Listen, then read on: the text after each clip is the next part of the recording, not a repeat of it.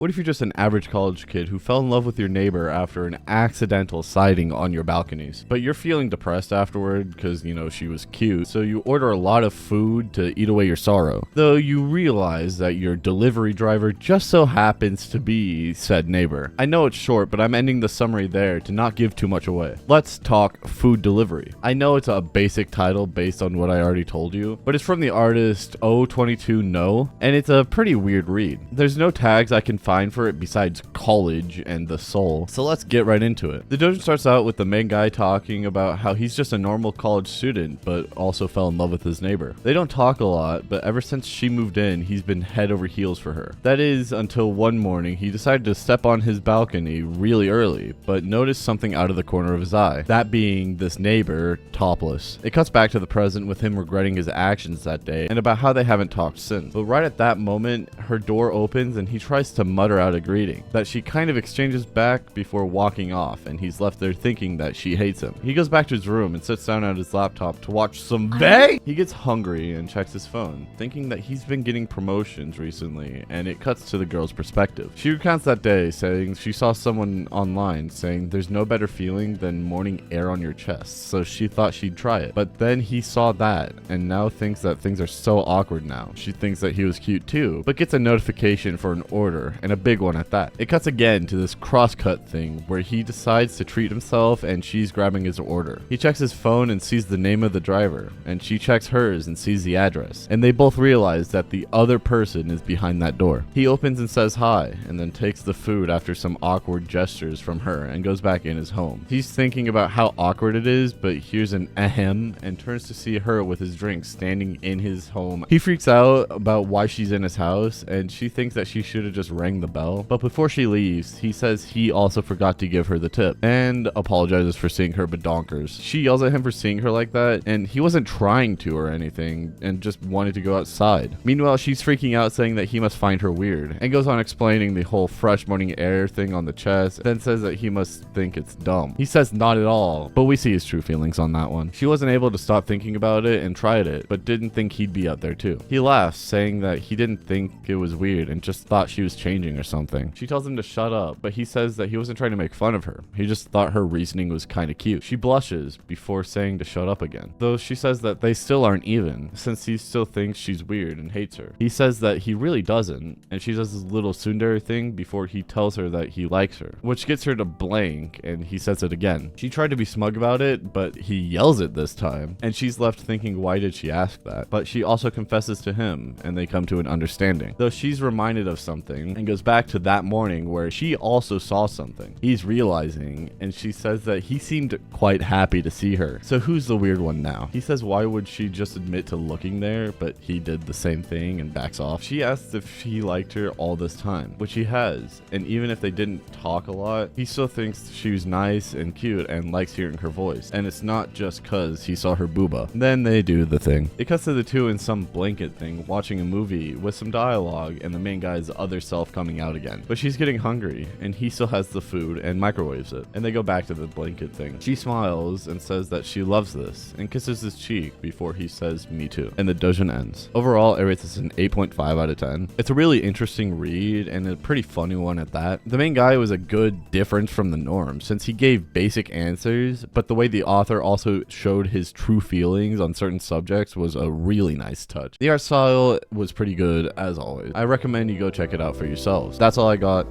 I'll see you in the next one. Attack on Titan, Tokyo Ghoul. These hentai babes make me drool. Hasune Biku is great. She makes me masturbate. Fairy tale.